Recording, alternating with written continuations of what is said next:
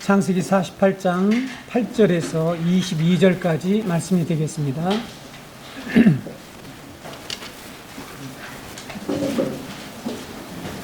창세기 48장 8절에서 22절을 제가 여러분 앞에 낭독해 드리겠습니다. 이스라엘이 요셉의 아들들을 보고 이르되 이들은 누구냐? 요셉이 그의 아버지에게 아뢰되 이는 하나님이 여기서 내게 주신 아들들이니이다. 아버지가 이르되 그들을 데리고 내 앞으로 나아오라. 내가 그들에게 축복하리라. 이스라엘의 눈이 나이로 말미암아 어두워서 보지 못하더라. 요셉이 두 아들을 이끌어 아버지 앞으로 나아가니 이스라엘이 그들에게 입맞추고 그들을 안고 요셉에게 이르되 내가 내 얼굴을 보리라고는 생각하지 못하였더니 하나님이 내게 내 자손까지도 보게 하셨도다.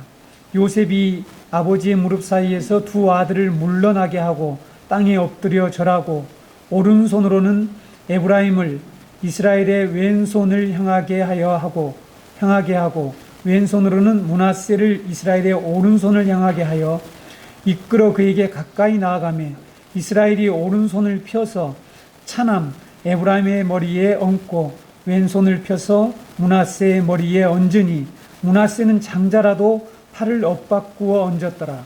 그가 요셉을 위하여 축복하여 이르되 내 조부 아브라함과 아버지 이삭이 섬기던 하나님, 나의 출생으로부터 지금까지 나를 기르신 하나님, 나를 모든 환난에서 건지신 여호와의 사자께서 이 아이들에게 복을 주시오며 이들로 내 이름과 내 조상 아브라함과 이삭의 이름으로 칭하게 하시오며 이들이 세상에서 번식되게 하시기를 원하나이다.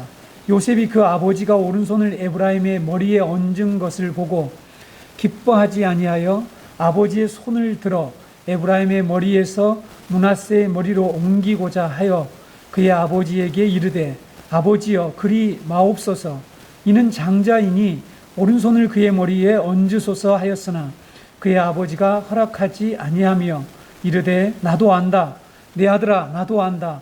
그도 한 족속이 되며 그도 크게 되려니와 그의 아우가 그보다 큰 자가 되고 그의 자손이 여러 민족을 이루리라 하고 그날에 그들에게 축복하여 이르되 이스라엘이 너로 말미암아 축복하기를 하나님이 내게 에브라임 같고 므낫세 같게 하시리라 하며 에브라임을 므낫세보다 앞세웠더라. 이스라엘이 요셉에게 또 이르되 나는 죽으나 하나님이 너희와 함께 계시사 너희를 인도하여 너희 조상의 땅으로 돌아가게 하시려니와 내가 내게 내 형제보다 세겜 땅을 더 주었나니 이는 내가 내 칼과 활로 아모리 족속의 손에서 빼앗은 것이니라. 아멘.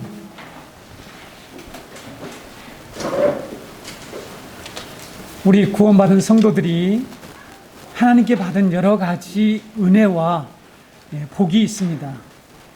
그 중에서 하나님의 계시를 통해서 하나님의 이 말씀을 통해서 역사의 끝에 일어날 일들을 알게 된 것과 그것을 붙잡고 살아가게 해주신 것, 이것이 우리 성도들에게 하나님이 주신 복과 은총 중에 매우 중요한 것들이죠.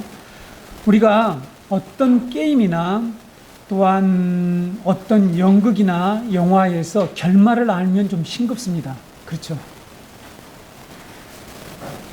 한국과 일본이 공을 찼는데 한국이 이겼다는 결론을 듣고 다시 이걸 보려면 너무 싱거워서 보고 싶질 않아요. 그렇죠? 이렇게 우리가 어떤 컨테스트나 어떤 게임이나 이런 모든 것에서 결과를 아는 것은 별로 재미가 없을 수 있습니다.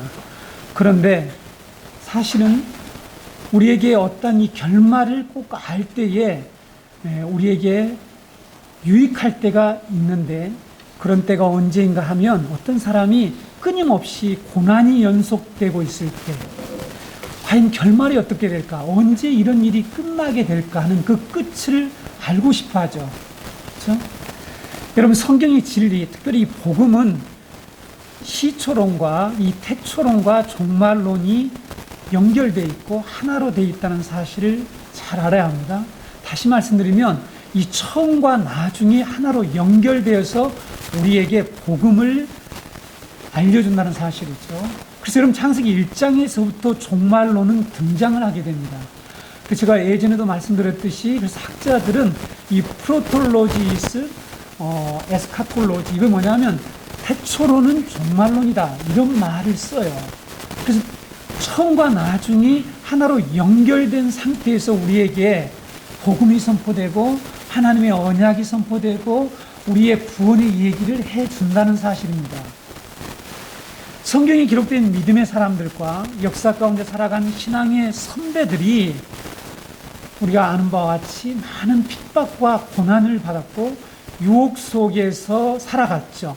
그런데 그 가운데서 믿음을 지키며 세상을 이기고 또 죽음 앞에 섰을 때에 절망하지 않고 자신이 해야 할 일을 분명히 알고 소망 가운데서 죽음을 맞이할 수 있었던 바로 그 중요한 이유가 무엇인가 하면 하나님의 이 언약 안에서 역사 끝에 일어날 일들, 장래에 임할 은혜가 무엇인지를 분명히 알고 그것을 붙잡고 살았기 때문입니다. 그래서 여러분, 우리가 이 결말을 아는 싱거운 게 아니라 우리 성도에게는 하나님의 구속사의 마지막에 되어질 일들, 역사 끝에 되어질 일, 결말을 하나님께서 우리에게 태초부터 처음부터 알려주시면서 우리 성도가 그것을 붙들고 살아가게 하신 것, 이것이 얼마나 큰 복이며 은혜인 것을 여러분들이 이 말씀을 들으면서 꼭 깨닫기를 원합니다. 창세기 48장에서 이 50장의 내용을 보면 야곱이 이제 147세가 되어서 죽을 날이 가까운 것을 예감하고 요셉의 두 아들을 양자를 삼고 그들을 축복하는 일, 오늘 우리가 배우게 될 내용이죠. 또 12아들들에게, 다음 49장에 나온 12아들들에게 후일에 당할 일, 49장 1절에 나와 있습니다. 이 후일에 당할 일이 매우 중요해요. 이게 미래를 미리 알려준다는 것이죠. 역사 끝에 일어날 일들을 알려주는 것입니다. 결말을 우리에게 보여주는 거죠. 교회에게. 12지파 구약교회죠. 이 당할 일을 축복해 줍니다. 유언을 해주고 반복해서 자신을 가나안 땅 막벨라 굴에 장사해달라는 유언을 자기 아들들에게 하죠. 그리고 이제 우리가 50장에 보면 요셉이 형들을 위로하는 내용과 또 요셉의 죽음에 관한 기사로 창세기 이 마지막 3장이 마무리를 짓고 있습니다. 야곱과 요셉의 죽음을 앞두고 한 그들의 이 행동 배후에는 바로 이 역사의 끝에 일어날 일들에 대한 분명한 이 믿음과 소망이 자리 잡고 있었다는 것이죠. 자, 우리 이것을 지금 배워가는 거죠. 교회가 무엇을 소망으로 붙들어야 할 것인가? 어떻게 우리가 세상을 이길 수 있는가? 우리가 어떻게 이 지금 고난과 환난이 많은, 유혹이 많은 이 세상에서 어떻게 그 끝을 바라보면서 이 종말론을 붙들고 구속받은 백성으로 살아갈 것인가를 지금 하나님이 교회에게 말씀하시고자 이런 사건을 기록해 놓았기 때문에 그들이 후일에 일어날 이 장래에 임할 은혜가 무엇인 것을 분명히 깨닫고 한 이러한 행동을 통해서 오늘 교회에게 말씀하시는 것을 우리가 함께 듣고자 합니다. 성도는 하나님이 역사 끝에 행하실 예수님 안에서 우리에게 주실 장래의 은혜를 바라보며 행동하고 살아가는 것, 이것이 성도의 삶이라는 거죠. 자, 여러분, 성도의 삶에 대한 분명한 이 이해와 인식을 가져야 합니다. 성도의 삶이란 뭐냐? 성도란 이 세상을 어떻게 사는 것이 구별되어서 살아가는 것이냐? 라는 말을 우리가 할 때에 바로 역사 끝에 행하실 예수님 안에서 우리에게 주어질 후일에 당할 일, 후일에 주실 이 장래의 은혜를 올바로 깨닫고 그것을 붙들고 소망 가운데서 살아가는 것, 이것이 성도의 삶의 본질입니다. 오늘 우리가 살펴볼 말씀은 야곱이 요셉의 두 아들 므낫세와 에브라임을 양자로 삼은 후에 그들을 축복하는 기사죠. 야곱이 장남인 므낫세의 머리에 왼손을 얹고 오른손으로 차남인 에브라임 머리에 엇갈려서 축복을 하려고 합니다. 그러자 요셉이 자기 아버지가 눈이 어두워, 오늘 10절에 나와 있긴 합니다. 자기 아버지가 눈이 어두워서 착각을 하는 줄로 생각했는지 모르지만 아버지의 손 위치를 교정을 하려고 하죠. 그래서 장남 므낫세 위에 아버지의 오른손을 이렇게 얹고 왼손을 차남 에브라임 머리에 얹게 해서 축복하도록 이 교정을 하려고 합니다. 그렇죠? 기뻐하질 않아요. 그리고 교정을 하려고 하자 아버지 야곱은 자신이 지금 장자와 차자를 구분하지 못해서 이렇게 하는 것이 아니다 라고 도리어 요셉의 그 교정하려는 그 태도를 고쳐주는 그런 내용이죠. 오늘 본문 내용의 핵심이 그런 내용으로 이루어졌습니다. 여러분, 성경시대 사람들이 오른쪽을 어떻게 생각했는지에 대해서 배웠죠. 생각이 나시나요? 네. 다시 한번 더듬어 볼까요? 네. 성경 배경 공부 시간에 오늘 이 본문을 이해하는 데도 중요하기 때문에 다시 한번 간략하게 말씀드리죠. 성경 시대의 이 오른편, 오른쪽은 무엇을 상징했습니까? 영광을 상징했어요. 영광. 그렇죠? 영광과 축복과 명예를 상징했습니다. 그리고 밝고 좋은 일을 가리킬 때에 이 오른쪽을 사용한다는 사실을 말씀드렸습니다. 왼쪽은 무엇일까요? 왼쪽은 수치를 상징해요. 수치를. 그렇죠? 그래서 여러분, 고대 시대부터 지금 현대 이 유대인들, 팔레스타인 지역, 이 중동 사람들은 왼손이나 왼쪽은 언제나 부정한 것을 가리키고 있다는 것을 상징하고 있습니다. 부정한 것, 부정적인 방향으로 사용한다는 것입니다. 그래서 좋지 않는 일이나 천한 것을 위해서 이 왼손을 사용하는 거죠. 왼손은 나쁜 쪽입니다. 오늘날 중동 지역에서 왼손으로 어떤 사람을 지목하거나 가리키는 것은 뭐라고요? 심각한 욕이라는 것입니다. 조심하세요. 중동 지역에 가서 왼손을 들고, 물론 오른손이 없더라면 할 수 없이 이 손을 사용하지만 양손이 있는데 왼손을 들고 가리키면서 하게 되면 모욕한다는 사실, 욕을 한다는 거죠. 식사에 초대를 받았을 때 차려진 만찬을 오른손으로 먹어야지 왼손으로 집어서 먹는 행위 역시 이 초대한 주인을 모욕하는 행위로 이 중동 지역 사람들은 인식하고 있습니다. 그렇죠? 그래서 왼손잡이라도 중동 지역에 가서는 오른손으로 식사를 하도록 조심하셔야 되겠죠. 가족 간에 또한 어떤 개인 간에 다툼이 있어서 이 불화 관계에 있단 말이죠. 이 화해를 해야 될 상황이 있을 때에 왼손을 테이블이나 자신의 무릎 위에 상대방이 보이도록 올려놓으면 어떤 뜻이라고 했습니까? 나는 네하고 화해할 의사가 전혀 없다라는 것을 사인할 때에 왼손을 쓴다는 거죠. 이게 나쁜 쪽이죠. 어두운 쪽입니다. 여러분, 성전에서 유월절 양을 잡을 때 그 피를 받던 사람들은 제사장들이었어요. 그 피를 제사장들이 받잖아요. 제물의 피를 받을 때에 만약에 왼손으로 받게 되면 그 피는 무효가 되는 거죠. 하나님께 뿌릴 수가 없게 되는, 왼손 하는 모든 것은 부정적이라는 사실을 이처럼 유대인들은 잘 알고 있었습니다. 예수님께서 종말에 관한 비유를 한 가지 더 말씀드릴게요. 성경이 이 방향이 매우 중요하다고 그랬죠. 종말에 관한 비유를 말씀하시면서 역사 끝에 일어날 일들을 말씀하셨죠. 자, 오늘 역사 끝에 일어난 일들을 잘 알고 야곱은 행동을 했다. 그것을 소망으로 삼고 이런 일을 했다라는 것을 말씀드리고 있는데, 역사 끝에 일어날 일이 무엇입니까? 목자가 양과 염소를 오른편과 왼편으로 구분하듯이 하나님께서 이 모든 인류를 오른편과 왼편으로 구분하신대요. 그렇죠? 그래서 오른편에 있는 자들은 창세로부터 예비된 나라를 상속받을 자들, 의인이라고 하고 영생을 받을 자라고 얘기하고, 왼편에 있는 자들은 저주받은 자들, 예비된 영원한 불에 들어갈 자들이라고 말씀하고 있습니다. 마태복음 25장 31절에서 34절을 제가 한번 읽어드릴게요. 인자가 자기 영광으로 모든 천사와 함께 올 때에 자기 영광의 보좌에 앉으리니 모든 민족을 그 앞에 모으고 각각 구분하기를 목자가 양과 염소를 구분한 것 같이 하여 양은 그 오른편에 염소는 왼편에 두리라. 그때에 임금이 그 오른편에 있는 자들에게 이르되 내 아버지께 복받을 자들이여 나와 창세로부터 너희를 위하여 예비된 나라를 상속받으라.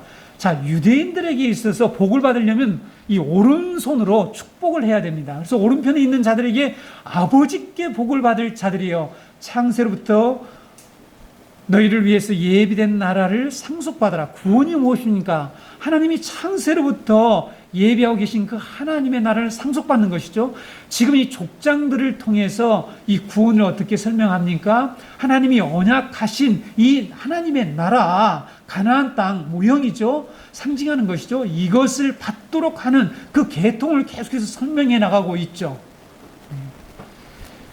마태복음 25장 41절에도 왼편에 있는 자들에게 이르시되 저주를 받은 자들아 나를 떠나 마귀와 그 사자들을 위하여 예비된 영원한 불에 들어가라, 이런 말씀을 하고 있죠. 여러분, 여기서 구분이 되죠? 오른쪽은 무슨 쪽입니까? 이 복받은 쪽이죠. 복. 그리고 왼쪽은 저주받을 자들을 가리키는 것입니다. 오른쪽은 좋은 건 명예, 영광과 관련됐다는 것이죠. 근데 이것을 지금 엇갈렸다는 거죠. 당시 문화권에서 그래서 장자는 반드시 오른손으로 축복을 받아야 돼요. 오른손으로. 그리고 차자는 왼손으로 축복을 받는 것이 당시 관습입니다.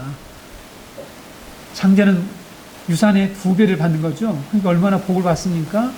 그런데 야곱은 지금 이 므낫세와 에브라임, 장자와 차자에게 오른손과 왼손의 위치를 바꿔서 축복을 하려고 했다는 것이죠.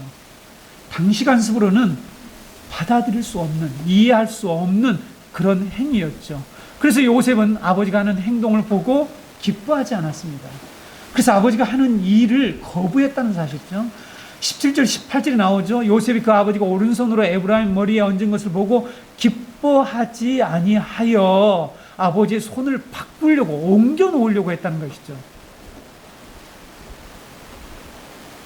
그러나 야곱은 나이로 눈이 어두워서 실수로 한 것이 아니었다라고 얘기합니다. 실수로 한 게 아닙니다.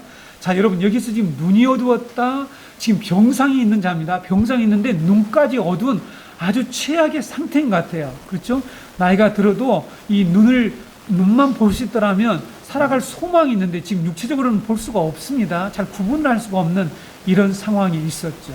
요셉이 어쩌면 오해했을지 모릅니다. 그래서 자신의 손을 교차해서 축복하는 이 행동은 무엇 때문인 것을 분명히 알고 하는 행위라는 것을 요셉에게 말해주고 있죠.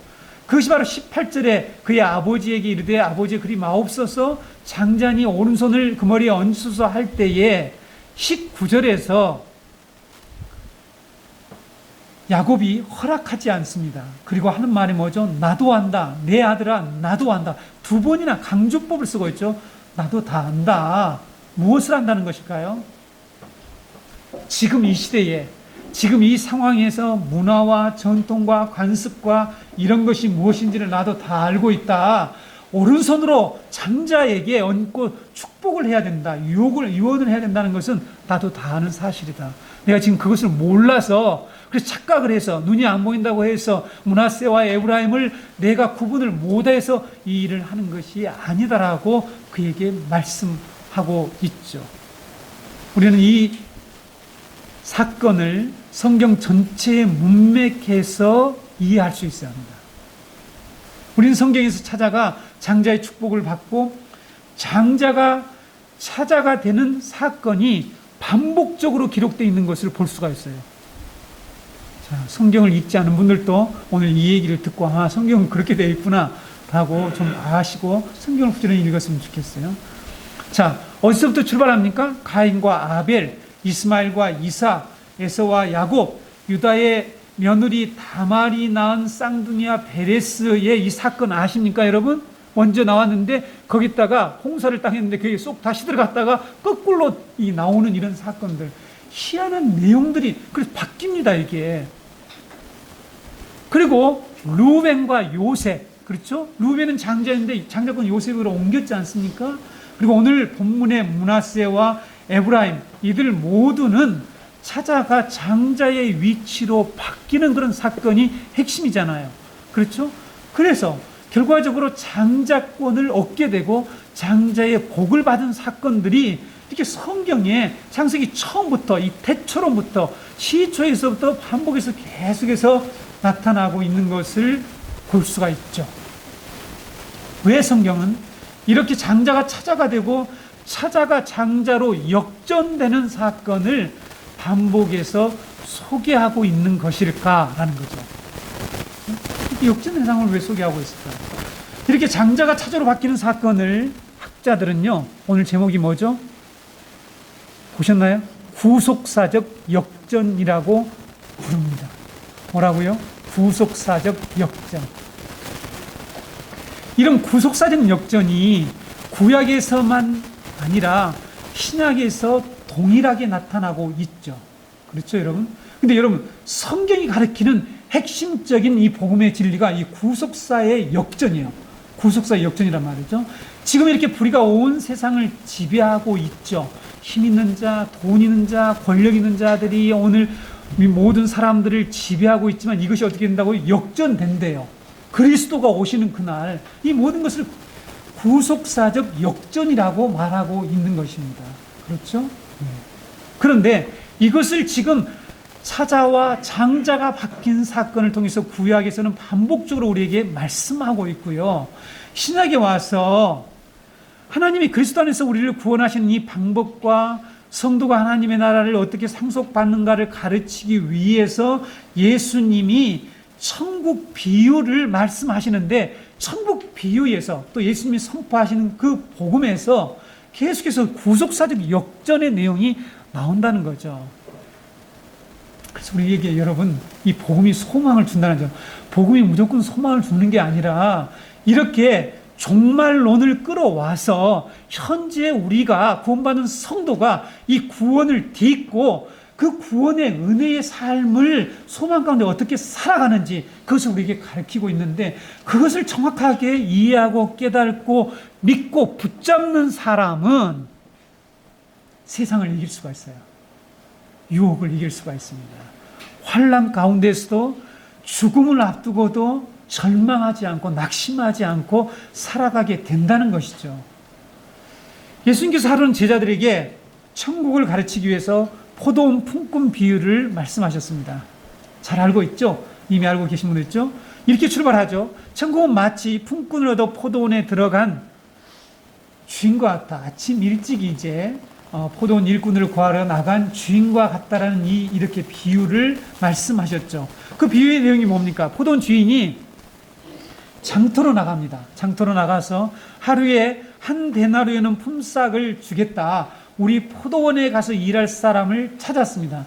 그래서 9시에 포도원에 가서 일하는 사람이 나타나서 9시에 들여보내고, 그 다음에 12시에 또 다시 사람을 모집해서 포도원을 일꾼을 들여보냅니다. 오후 3시에 또 일꾼들을 이렇게 자기의 포도원으로 들여보내고요. 마지막으로요, 오후 5시에 또 일꾼들을, 이 품꾼이죠, 돈을 주고 이 일꾼들을, 대단히 어리석은 주인인 것 같아. 마지막에 이 일을 1시간 남겨뒀고, 네, 마지막으로 오후 5시 일꾼을 포도원에 들여보냈습니다. 근데 일이 언제 끝난 줄 아세요? 1시간 후에 6시. 그래서 6시가 되자 포도원 주인은 일꾼들에게 이제 품삯을 주기 시작한다고 예수님께서 말씀하시죠. 그런데 누구부터 준다고요? 맨 마지막에 오는 꼴치로 온 이 오후 5시에 들어온 사람부터 약속한 한 데나리온의 품삯을 줍니다. 가만히 이걸 보고 있으니까 먼저 온 사람들이 기대를 했어요. 야, 우리는 더 받겠구나. 약속은 한 데나리온이지만 우리는 더 주겠구나. 이런 생각을 하며 기대를 하고 있었는데 결론이 어떻게 나옵니까? 말짱 꽝이야. 주인이 자신들에게도 똑같이 한 데나리온만 주었습니다. 그러자 아침 일찍부터 포도원에 들어온 자들이 주인에게 다음과 같이 따졌죠. 불평을 토로했습니다. 마지막 5시에 온 이 사람은 1시간밖에 일하지 않았는데도 종일토록 찌는 더위를 견디며 일한 우리와 똑같이 대우해 줄 수 있습니까? 라며 이유 있는 불만을 터뜨렸습니다. 자, 여러분들이 이전에 알고 있는 이 비유의 해석과 다를 수가 있어요. 잘 들어보셔야 합니다. 그러자 포도원 주인이 그에게 뭐라고 대답했습니까? 자, 마태복음 20장 13절에서 16절을 읽어드릴게요. 주인이 그 중에 한 사람에게 대답하여 이르되, 친구여, 내가 네게 잘못한 것이 없노라. 네가 나와 한 데나리온의 약속을 하지 아니하였느냐? 네 것이나 가지고 가라. 나중 온 이 사람에게 너와 같이 주는 것이 내 뜻이니라. 내 것을 가지고 내 뜻대로 할 것이 아니냐? 내가 선함으로 내가 악하게 보느냐? 이와 같이 나중된 자로서 먼저 되고 먼저 된 자로서 나중되리라. 이렇게 예수님께서, 아니 이렇게 포도원 주인이 그 토라는 이유가 있음직한 그런 불만을 터뜨리는 사람에게 이렇게 대답을 합니다. 내 뜻대로 한다. 그 내가 뭐가 잘못했냐? 내 약속한 대로 주는데 너 뭐가 잘못이라고 그러냐 지금. 내 것을 가지고 내가 하는데 왜 너 그렇게 얘기하냐? 지금 이 얘기를 하는 것입니다. 여러분 보세요. 지금 구약에서 사자를 장자로 이렇게 위치로 바꾸는 것을 설명도 않고 바꿉니다. 그렇죠? 누구의 뜻이 전적으로 그게 반영되어 있는 거죠. 그렇죠? 지금 야곱이 자신의 뜻대로 그 일을 하는 거죠. 뭐 상의하거나 협의하거나 물어보거나 네 그렇게 해줄래? 너 내가 사자로 바꿔주면 할래? 이렇게 물어보거나 이렇게 하지 않고 아주 자신의 뜻대로 이걸 바꿔내는 일을 하죠. 예수님은 천국이 어떤 나라인가, 어떻게 천국이 이루어지는가를 포도원 품꾼 비유를 통해서 말씀해 주십니다. 천국 비유입니다. 천국 비유. 근데 결론을 어떻게 내린다고요? 나중된 자가 먼저 되고 먼저 된 자가 나중되리라고 말씀하신다는 거죠.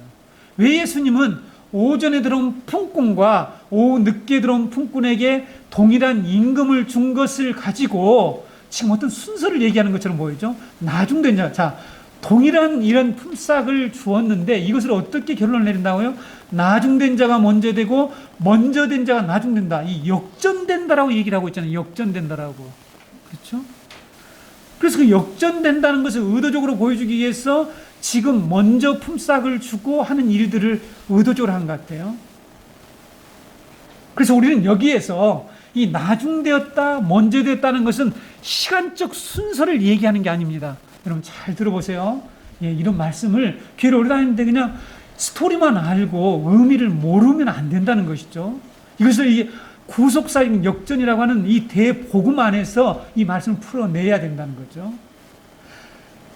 먼저 된다, 나중된다는 건 시간적 순서를 말하는 것이 아니고 서열에 대한 표현이라는 것을 알 수가 있어요. 서열에 대한. 지금 그러니까 구약과 일치한다는 것을 예수님의 이 말씀이 구약에서 이미 해 오셨던 하나님의 구속사역의 이 구속사의 역전을 지금 말씀하고 있다는 것을 알 수 있다는 것이죠. 예수님이 나중된 자가 먼저 되고 먼저 된 자가 나중된다는 말씀을 다른 상황, 다른 말씀의 결론에서도 반복해서 이 말씀을 하신다는 데에 아주 대단한 중요한 의미가 있어요. 전혀 다른 상황에 똑같은 이 말씀을 하신다니까요. 그러니까 이 포도원 품꾼 비유를 가지고 오면 마치 시간의 순서를 얘기한 것처럼 보이는데 그게 아니고 여기에 이제 중요한 복음을 지금 말씀하신다는 거죠. 예수님이 베드로가 우리가 모든 것을 버리고 주님을 따랐는데 주님 우리가 무엇을 얻습니까? 이렇게 질문했죠. 이건 부자 청년의 그 맥락에서 나온 말씀이지 않습니까? 묻자 예수님께서 결론의 말씀으로 똑같은 말씀하셔요. 바로 여러분 앞에 마태복음 19장 30절에 그러나 먼저 된 자로 나중되고 나중된 자로 먼저 될 자가 많으니라 하는 말씀으로 결론을 내려요. 부자가 절대로 천국을 못 간다 이런 말씀을 하신 후에 그럼 뭐 우리는 다 바쳤는데 못 줍니까? 도대체 뭘 얻는다는 것입니까? 물었을 때 예수님이 이렇게 결론을 내렸습니다. 전혀 이 문맥이나 내용이 다른 상황이란 말이에요. 또 한 번은요, 예수님이 예루살렘으로 올라가고 계셨는데 어떤 사람이요, 예수님 앞에 나타나서 주여 구원받는 자가 적습니까? 많습니까? 적습니까? 이런 질문을 해요. 여러분 궁금하죠? 우리 청년들 요즘 질문의 형식을 가지고 요즘 이 성경을 배우고 있는데 저도 오래전에 이 질문을 했다라고 제가 언젠가 말씀드린 것 같은데 구원받은 자는 적은가 많은가 하는 문제예요. 그렇죠? 그렇게 우리 청년들하고 공부하는데 우리 오연이가 지옥이 좁으면 어떻게 하죠? 지옥 가서 너무 지옥에 다 들어가지 못하면 어떻게 하죠? 근데 우리 조카는, 우리 와이프 조카는, 이모 조카는 이 많은 사람들이 구원받으면 어디로 다 들어가냐, 또 그 천국이 좁을까 봐 염려하는 그런 질문을, 아주 정반대 질문을 제가 들었습니다. 나중에 한번 같이 다뤄보겠습니다. 구원받은 자는 적은지 많은지, 신학자들 이런 문제를 다 고민하면서 질문을 했어요, 사실은. 자, 이런 질문을 했죠.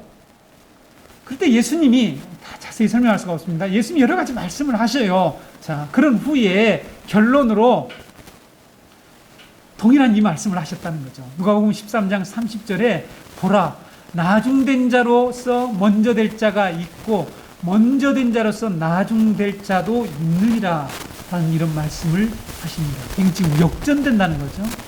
이렇게 각기 다른 상황에서 예수님은 동일한 결론의 말씀을 내린 거죠. 여러분, 신구약 그리고 예수님이 하시는 이 모든 말씀 속에 구속사의 이 역전의 복음, 진리, 이것이 들어있다는 거예요. 이것을 여러분 우리는 붙들고 하는 거죠.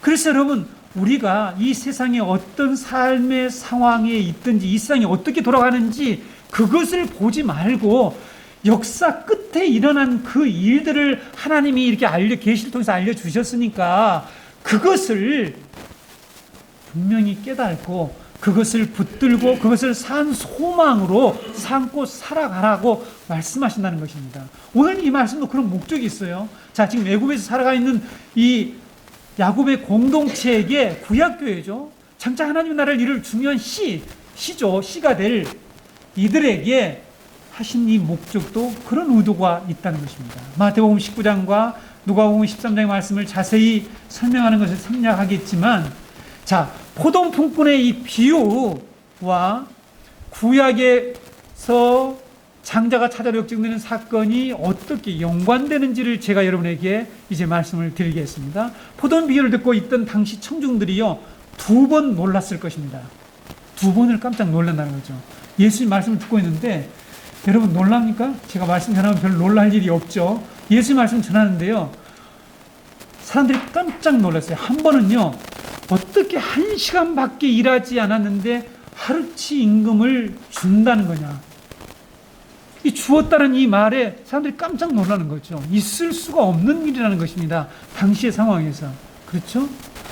그런 사람이 있을까요, 여러분? 1시간 일했는데 하루 일당 15만 원이나 20만 원을 다 주는 그런 정신 나간 사람이 있을까요? 없죠. 오늘날에도 그런 사람들이 그렇게 많지는 않을 것입니다. 그렇죠? 처음부터 너는 1시간 일했으니까 1시간 값 주고 이렇게 얘기하겠죠? 또 한 번은요, 종일 일한 사람과 1시간 밖에 일하지 않는 사람에게 이 동등한 임금을 주었다는 거죠. 이건 구분을 잘 하셔야 됩니다. 자, 1시간 일한 사람에게 하루치 임금을 준 것과 일한 이 시간이 다른데 똑같은 임금을 주었다는 사실에 이 비유를 듣고 있던 사람들은요, 깜짝 놀랬다는 사실이에요. 우리는 그런가 보다. 우리는 이미 이 말씀의 의미를 어느 정도 아니까 그냥 넘어갈지 모르지만, 왜 그랬을까요? 당시 관례와 상식으로는 당시의 이 고용 원칙이라고 할까요? 요즘 말로 하면 이런 것에 비춰볼 때 도저히 받아들일 수가 없고 있을 수 없는 일이었기 때문에 왜 예수님이 저런 비유를 말씀하실까 하고 사람들이 놀랬습니다. 여러분, 요셉도 마찬가지였습니다. 자, 이렇게 연결된다는 거죠. 아버지 야곱이 장자와 차자에게 오른손과 왼손을 교차해서 얹어서 축복을 하려고 하자 놀랬습니다. 그죠? 기뻐하지 않았어요. 그래서 그 일을 막으려고 했다는 것이죠. 아버지 그리 마옵소서. 장자는 누구라고요? 므낫세입니다. 므낫세. 얘한테 오른손을 얹어야죠. 왜 이렇게 교차 엇갈려서 지금 손을 얹어서 축복하려고 하십니까? 이건 맞지 않습니다. 이건 전통이 아닙니다. 이럴 수는 없죠. 왜 그 계통을 깹니까? 왜 지금 질서를 깨는 거죠? 이 시대의 문화가 왜 역행하는 것이죠? 요셉이 왜 이런 일을 했냐는 거죠. 아버지가 하는 일이 당시의 관례와 문화로는 받아들일 수 없는 일이었기 때문이라는 사실입니다. 여러분, 이 상황은요, 우리에게도 동일해요. 차남이 장자의 축복을 받게 하면요, 그 집안이 무슨 일이 벌어질까요? 차남에게 내가 장자권을 주겠다. 차남에게 내가, 예전에는 그런데 요즘 어떤지 모르겠습니다. 우리 박 집사님 잘 아시는데, 차남과 장자가 요즘 유산 받는 퍼센테이지가 다르죠. 예, 저도 거기에 정확히 적용을 받아가지고 아버지 유산을 쬐끔 받았는데, 제가 하도 병원 다니면서 다 써버리고, 이 논과 밭을 받았는데, 지금 하나도 없습니다. 근데 큰 이렇게 아드님께서는, 우리 큰형님께서는 엄청난 상과 또 많은 이 농지를 받아서 그것을 자기 큰아들에게 다시 넘겨주는 이런 일들을 최근에 했습니다. 어떤 일이 날까요? 내가 차남에게 장제권을 주겠다 하면은 집안이 어떻게 될까요? 예? 쿠데타가 일어나죠. 쿠데타가 난리가 나죠. 난리가 나는 그런 상황이 되는 거죠. 난리가 나죠. 있을 수가 없다. 무슨 소리냐 하면서 멱살 잡고 싸우고 이런 일이 벌어지겠죠. 여러분, 이 상황이 고대 시대나 지금, 고대는 훨씬 더 엄격했겠죠. 뭐 요즘도 요즘 또 법이 이렇게 보호를 하고 있고 법부로 정해져 있기 때문에 법으로 해결하면 되겠지만, 자, 그래서 요셉은 아버지가 하는 일을 막으려고 했던 것입니다. 여러분 보세요. 지금 하나님께서 지금 구원의 역사를 이루어 가는데 그 구속사의 역전의 이 말씀, 계시를 잘 깨닫고 살아가는 사람이 이 세상에서 어떤 일을 받고 역행하려고 할 때 반드시 어떤 일이 벌어질까요? 네, 저항을 받게 돼요. 저항을 받게 됩니다. 여러분, 이런 저항을 받아 보셨습니까? 여러분들이 그리스도를 살아가려고 할 때 분명히 저항이 있죠. 그렇죠. 이 복음을 살아가려면 반드시 저항을 받는다는 거죠. 저항을 받지 않는다라면 우리는 지금 이런 이 역전의 복음을 삶에서 우리가 붙들고 살아가지 않을 수도 있겠죠. 자, 마치 아침 일찍이 들어온 품꾼들이 맨 마지막에 들어온 일꾼에게 동일한 품삯을 주는 이 주인을 보고 기뻐하지 않고 불만을 터뜨린 것과 같은 그런 상황이라는 거죠. 그러나 야곱은 하나님이 그리스도 안에서 이루실 이 구원과 교회가 어떻게 하나님의 나라를 상속받게 되는지, 하나님의 이 구원의 원리, 구원의 방식, 구원의 계획을 너무나 잘 알고 있었다는 거죠. 자, 지난주에 말씀드렸죠? 그럼 나이가 들고 신앙생활을 오래 하게 되면 하나님의 구원의 계획을 잘 알고 이제 그 구원의 계획을 따라서 행동하고 순종하면서 살아가야 되는데, 나이가 들어도 욕심과 이 욕망에 사로잡혀서 탐욕에 살고 그것을 놓지 못하면 안 된다고 그랬죠. 근데 야곱은 지금 이런 병상에서 자기가 병들어 있는 마지막 최선의 힘을 다해서 하나님의 이 구속사에 이 놀라운 하나님이 이루시는 그 구원의 계획을 깨닫고 그것에 지금 순종한다고 그랬죠. 그렇죠? 이것을 지금 구약교회에게 가르치려고 하는 것이죠. 어떻게 연결됩니까? 마치 예수님 시대 청중들이 이 포도원 품꾼 비유로 이렇게 놀랄 일을 말씀하셨을 때에 천국을 가리키려고 말씀하신 것이죠. 당시 사람들은 놀란다니까요. 있을 수 없는 일이라고 한다니까요. 근데 예수님께서는 이것이 복음이다. 이것이 내가 온 목적이다. 내가 이 땅에 와서 나를 통해서 하나님이 이루실 구원이 바로 이 역전의 복음이다. 구속사의 역전을 통해서 하나님은 우리를 구원하신다라는 것을 말씀하고 있다는 것입니다. 그래서 성도 여러분, 우리가 하나님의 양자가 되어서 지난 시간에 말씀드렸죠. 받은 이 복이 무엇인지를 깨닫는 것이 매우 중요해요. 그렇죠? 그 복이 무엇이라고요? 저 미래에, 장래에 있을 그 은혜, 장래에 예수 그리스도가 가져올 그 구원의 은혜를 아는 거예요. 알게 해주신 것입니다. 역사의 끝에 일어날 일을 깨닫는 것이죠. 깨닫게 된 것. 이것이 우리에게 하나님이 주신 놀라운 은혜예요. 그래서 그것을 붙들고 살아가는 것입니다. 근데 그 은혜 가운데 죄인된 자로 하나님 나라에 도저히 들어갈 수 없는 우리가 하나님의 나라를 유업으로 상속받을 수 있게 된 이 역전을 성경은 하나님의 은혜라고 얘기해요. 자, 뭘요? 이 역전을 하나님의 은혜라고 얘기한다는 것입니다. 자, 여러분, 찾아는 장자가 죽었다가 깨어나도 죽었다 깨어나면 되나? 죽었다 깨어나면 될 수가 없죠. 태어난 순서가 다르니까 어떻게 찾아가 장자가 될 수 있겠어요? 그렇죠? 될 수가 없습니다. 여러분, 죄인이 하나님의 자녀가 절대로 될 수가 없죠. 근데 이 죄인된 우리를 하나님이 양자로 삼으셨대요. 그래서 장자권을 우리에게 주셨대요. 이걸 구원이라고 말한다고 말씀을 드렸죠. 그래서 성도의 구원은 바로 이 구속사의 역전, 하나님의 주권적인 은혜에 의해서 받게 된다는 것을 이 사건이 보여주고 있죠. 예수님이 마지막 순환의 한 주간을 위해서 예루살렘으로 올라가서 성전에서 말씀을 가르치고 있었습니다.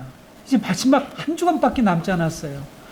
그래서 이렇게 말씀을 가르치고 있는데 당시 종교 지도자들이 예수님께 뭐라고 따져 물은 줄 아세요? 야, 너 뭔데 여기 와서 이렇게 가르치냐? 너 무슨 권위로 가르치냐고 따져 물었습니다. 그때 예수님이 무슨 비유를 말씀하셨냐면은 두 아들의 비유를 말씀하셔요. 두 아들의 비유. 우리말 성경에는 여기 좀 뒤집혀져 있긴 해요.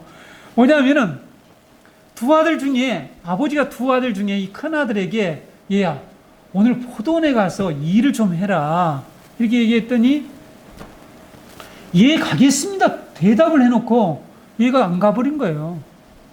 그렇죠? 안 갔대요. 안 갔다. 이런 비유를 말씀하세요. 그리고 작은 아들에게, 야, 오늘 포도원에 가서 일 좀 해라, 그랬더니 저 못하겠는데요, 싫습니다, 이렇게 답변을 해놓고 이 아들이 뉘우친 후에 포도원에 가서 일을 했다. 이들 중에 누가 아버지의 뜻대로 했느냐, 이런 질문을 해요, 이 종교 지도자들에게. 우리말 성경이 이게 바뀌었습니다. 여러분, 본래 성경에는, 영어 성경 원문에는 이 작은 애들에게 가라 했더니 간다 해놓고 안 갔고, 큰 아들이 안 간다 해놓고 갔다, 이렇게 되어 있어요.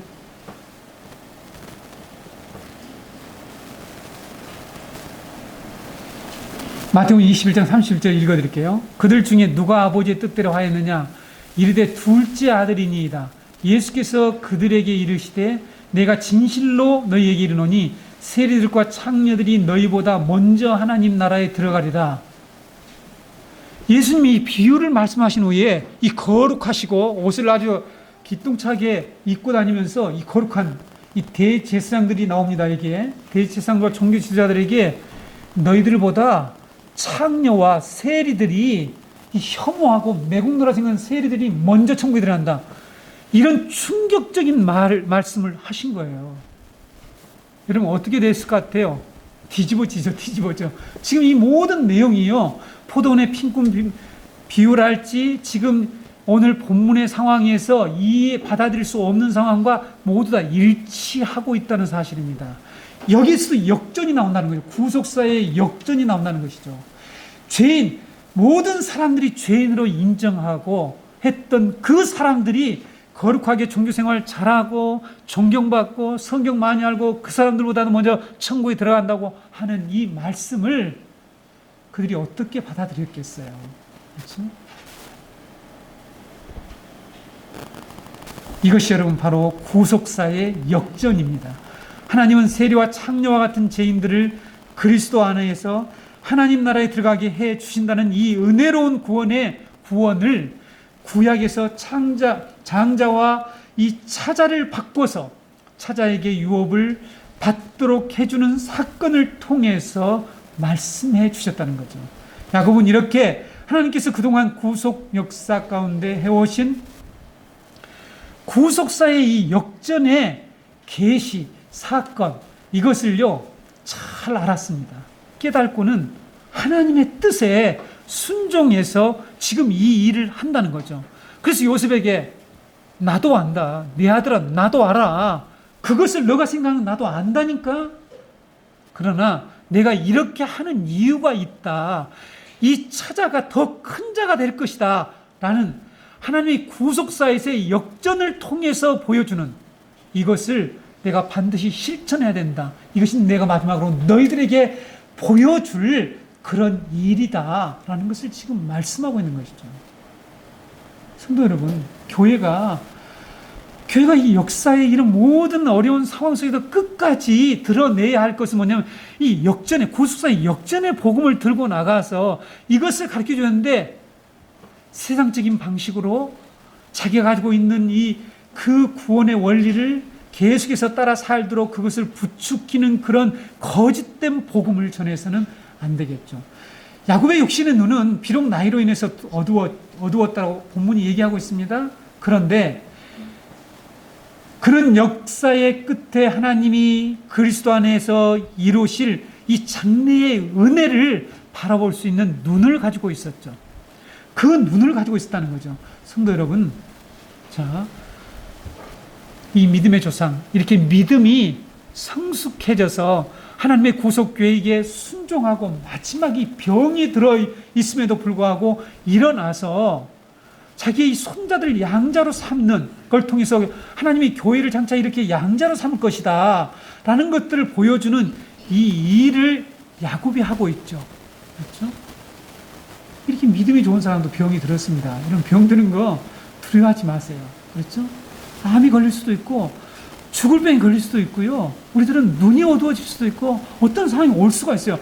그것이 저주라고 생각을 하면 안 되고, 근데 성도들 중에 그런 생각들을 가지고 있는 분들이 간혹 있는 것 같아요. 그렇지 않습니다. 그렇죠? 그런 시각으로 이런 상황에서 우리가 진정으로 가져야 할 것은 저 역사 끝에 종말에 이 종말론을 아는 거예요. 종말론을 볼 수 있는 거예요. 그렇죠? 하나님이 언제부터 말씀하셨다고요? 여러분, 창세기 강론은 잊으셨으면 다시 한번 처음부터 들어보세요. 종말론을 창세기 1장에서부터 하늘과 땅이 분리되고 계속해서 분리의 역사를 통해서 분명히 나눠진다. 오른쪽과 왼쪽으로 하늘과 땅으로 구분될 것이다 라고 말씀하셨습니다. 여러분, 우리와 지금 함께 섞여서 우리를 괴롭히고 이 세상에 정말 의인들에게 고통을 주는 그 모든 자들이 분명히 분리될 것이고, 분명히 그들은 왼쪽에 서게 될 것이고 수치를 당하게 될 것이고, 우리는 오른쪽에 서서 하나님의 영광스러운 나라를 상속받게 될 것이다. 성경은 우리에게 말씀하고 있죠.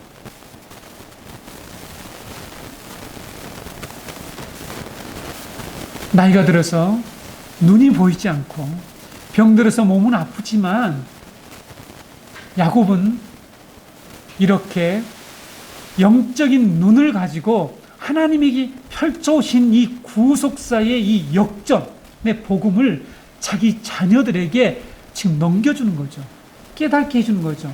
가르쳐주는 그 일을 했다는 사실입니다. 이것이 바로 복음을 듣고 하나님 말씀 안에서 역사의 끝에 일어날 일이 무엇인지를 깨달은 성도의 삶의 모습이라는 것이죠. 교회의 모습이라는 것입니다. 교회가 이런 일을 해야 된다라고 저는 믿습니다. 지금 이 순간에도 여러분, 수많은 사람들이 염려와 낙심과 조급함과 자기 신세에 대한 한탄과 그리고 죽을 때까지도 욕심과 탐심을 버리지 못하고 살다가 죽을 때는 어떻게 죽습니까? 아무런 소망이 없이 절망 가운데, 어두운 가운데에서 이 관 속으로 들어가는 사람들이 있습니다. 여러분, 48장에서 50장까지의 우리가 이 내용을 마지막에 있는 3장을 우리가 좀 위에서 이 조망을 해보면 이 전적인 주제 속에 뭐가 깔려 있냐면 죽음이라는 게 깔려 있어요. 죽음이라는 게 깔려 있습니다. 죽음 얘기를 해요. 창세기의 결론이 왜 이렇게 죽음으로 끝날까? 이 관 속에 들어가는 걸로 끝날까? 그런데 여러분, 이 관 속에 들어가는 자들의 모습을 통해서 복음을 믿는 자들이, 하나님의 이 미래의 역사의 끝에 하나님이 하실 일을 믿는 자들이, 부활의 소망을 가진 자들이 어떻게 관 속으로 들어가는지를 보여주고 있다는 것이죠. 세상 사람들은 여러분 모두 다 소망 없이 죽어가고 있습니다. 그래서 여러분, 그들이 고통 가운데에서, 절망 가운데서 죽어간단 말이죠. 오늘도 병원에서 수많은 곳에서 이런 일이 벌어지고 있죠. 왜 그럴까요? 그들에게는 하나님 나라의 복음이 주는 이 소망, 구속사의 역전에 대한 믿음이 없기 때문이죠. 여러분, 이 믿음이 없는 신자들도 어떻게 될까요?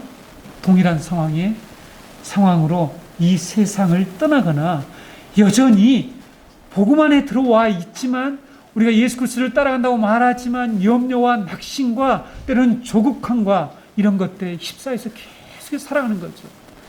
하나님 우리를 부르셔서 예수 그리스도 안에서 예수 그리스도가 하신 이 구원의 이 역사의 발판 위에서 우리의 눈은 여기가 아니라, 자 보세요, 과정이 아니라 역사 끝에 있는 거기를 바라보도록 계속해서 우리에게 위의 것을 찾으라, 위의 것을 보아라, 이렇게 말씀하는데, 사실에 우리의 눈은 자꾸 이 육신의 눈이 밝아지려고 노력을 하고 있다는 사실이죠. 우리 성도는 복음을 통해서 하나님의 역사의 종말에 이루실 이 놀라운 장래의 은혜를 바라볼 수 있어야 됩니다. 그 장래의 은혜가 무엇이죠? 성도의 부활이에요. 그렇죠? 사도 바울은 예수 그리스도를 아는 지식이 가장 귀하다는 것을 깨닫고 모든 것들을 버렸대요. 전통, 습관, 자기가 내놓을 만한 육신을 신뢰했던 것들을 다 버렸대요. 그걸 버려야 된다라고 지금 야곱이 얘기하는 거죠. 근데 요셉이 그걸 제기를 한 거죠. 요셉도 순간적으로 착각을 한 거죠. 요셉이 오히려 착각을 한 거죠. 아버지, 그렇게 하면 안 되죠. 관습이 어떻게 되는데요? 그렇게 하면 안 되죠. 집안에 분란이 일어납니다. 이런 식으로 거부를 했다는 거죠. 성도 여러분, 우리 성도들이 이 세상에 살아가면서 하나님이 미래에 우리에게 주실 이 역사 끝에 이루실 이 일들, 부활의 소망, 세상이 새롭게 되는 이 재창조의 사역, 그리스도가 영광의 보좌에 앉았을 때에 우리 모두가 12보좌에 앉아서 12지파를 다스리고 심판하게 될 이 장래의 말 은혜를 우리는 알고 있어요. 성경을 통해서. 이것은 우리가 하나님의 자녀가 되는 권세를 얘기하는 거죠. 하나님의 형상으로, 최초의 그 하나님의 형상을 온전히 회복받는 것을 얘기하는 거예요. 그렇죠? 이것이 우리에게 미래에 일어날 일이라는 거죠. 이것을 바라보라는 것입니다. 정가족 여러분, 제가 이렇게 목전껏 외치는 이 복음을 믿으세요. 야곱이 구속사의 역전의 은혜를 깨달았습니다. 그래서 병들어서 침상에 누워 있었죠. 그래서 그들이 왔을 때 일어났습니다. 그래서 세상이 이해할 수 없는 일을 그들에게 하는 거예요. 손자를 갖다 양자로 삼지를 않나? 장자에게 오른손을 옮겨야 되는데 그것을 엇갈려서 교차해서 축복을 하지 않나? 그래서 구속사에, 하나님의 구속사의 한 페이지를 장식하는 것처럼 복음 안에서 장래에 임할 은혜를 소망으로 붙잡고, 요셉이 요구한 전통과 관습을 단호히 거부했듯이 구원의 은혜를 깨닫는 우리 성도는 이 세상을 이길 수 있습니다. 무엇으로 인해서요? 장래에 일어날 이 일을 통해서, 이 믿음을 통해서 우리는 낙심과 침체를 벗어버릴 수가 있어야 합니다. 여러분의 연약함도 이 복음을 통해서 여러분들 그 가운데에서 떨쳐버리는 그런 믿음의 행동을 하는 자들이 모두 되시기를 주님의 이름으로 부탁드립니다. 기도하시겠습니다.